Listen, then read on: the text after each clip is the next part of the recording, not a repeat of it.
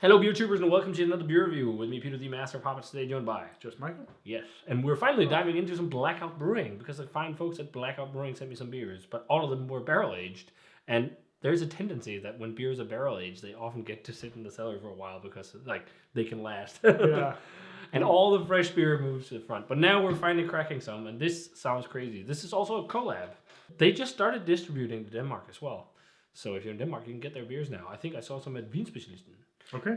And I think one of the variants I have to review, they got. But this is a collab with Kutuma Brewery, and this is Wood Wide Web. And www. www.woodwideweb.com.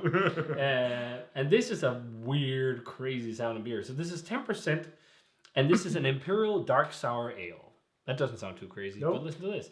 So it's an Imperial Dark Sour Ale that's been aged in a Blackcurrant Brandy barrel and afterwards blended with a Belgian quadruple and a barley wine. It sounds quite awesome. I'm thinking sounds about awesome. some of the Cascades, bubonic plague of these stuff. Yeah.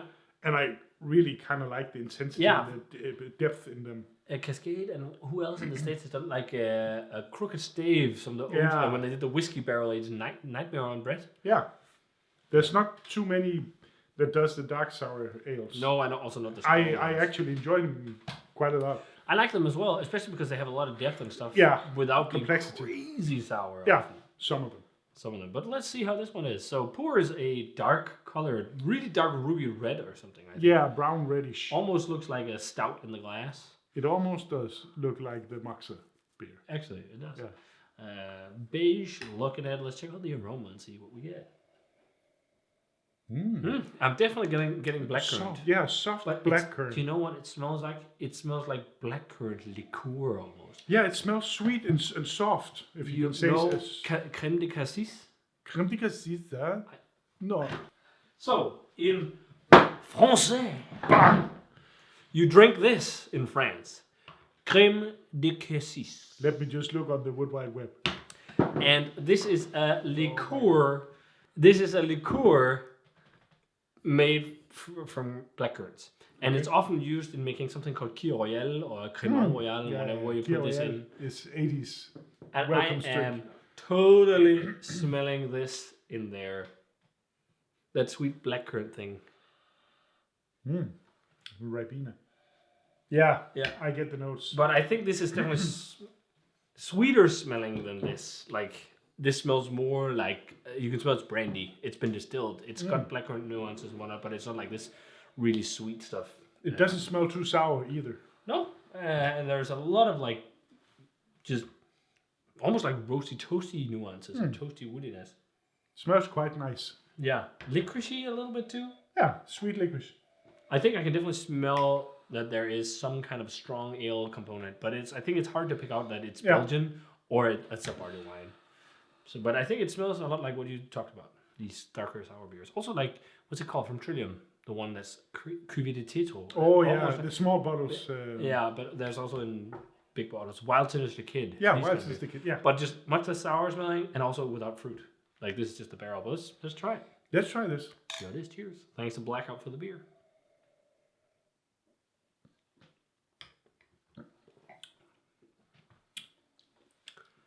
Wow. That is a blend we've never tasted before. Yeah. Yeah. Well, No, I really don't want to be a dick, but this is wow. There's a lot of going on. Yeah. I was about to say this is all over the place, but It is. Let's just wait for a sec here and sip a bit on it. Not a lot of carbonation. it's sour and then goes over to something bitter. Roasty, Roasty, sharp. but yeah.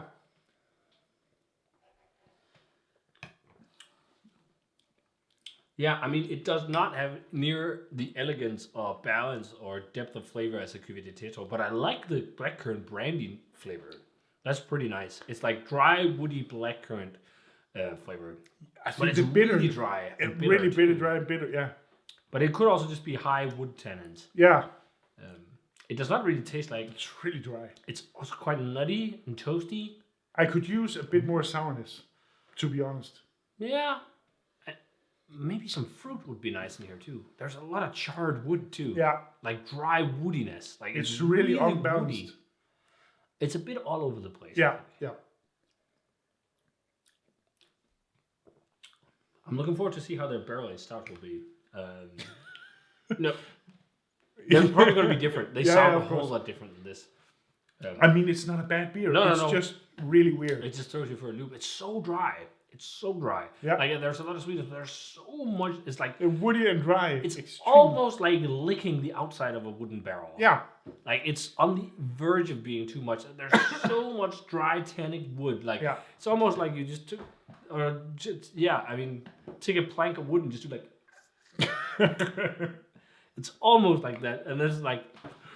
That's why it's a bit too much. Like there's too much of a good thing too in terms of barrel aging. It depends on the barrels, of course, and also the base beer, how dry it is. It's fun though. It's also slightly roasty, toasty. There's some kind of soapy notes too. There's a bit of a burnt, ashy note too. It's really you know what? I'm getting beer. almost like old school. There's something here in there also reminds me of old school black IPA with the fruitiness and roastiness. Because sometimes with black IPAs and hops, I think you get some weird fun fruitiness too. Do you get some soapy notes? I get some, it's an old school hand soap. Imperial leather or what it's called. No, I don't know. It is a weird mix. It's a weird beer. I like their Pilsner more. Okay. But that's, still, sometimes it's good to just experiment. Yeah, and sometimes we've been there now. Yeah, it's fun to try these things out and see what works out. And there's a lot of creativity going into trying making something like this as well. But I must say, I enjoyed the other beers, Sinister Kid and Wild Sinister Kid. A whole lot more. Yeah. Cuvée de Tetro, the original batch of Cuvée de Tetro I had with me home from the States, and I gave that 100. And the second batch was not as good, but it's a whole different this is ballgame. Not the same at all. No. But it's still a decent beer, but I'm not that into it. I am not that into it. I'm thinking actually like early 80s. Like 82 or 85 or something. Yeah. Like it's all right, but it's not something I'd seek out again. Oh, I'd say an 85 for me. It's good enough, but it's nothing crazy. 95? 85, 84, 85. Something like that. No. Yeah. 95. But we still have some things to try from these guys. And again, I like the Pilsner. Nice attempt. It's drinkable, but yeah. We're just brutally boneless. That's a nice word. I was brutally honest, and then I wanted to say hudløs, which is the Danish way of saying brutally honest. It's like skinlessly honest. So we brutally bonus. Brutally bonus. Sounds like we've had 10 beers. Yeah. Brutally bonus. Cheers to brutally bonus. Cheers. And thanks a ton for the beer, Blackout Brewing. Thank you. Thanks for trying. And thanks for, experimenting. Sometimes something new and wonderful. I'm sure a lot of people will love this. Yeah. Just not us. Again, this is our personal opinion, so take it with a grain of salt. If no one tries, you don't get any smarter. Yes. So thanks for trying. Yes. Cheers. Cheers. See you guys in another beer review. Yep.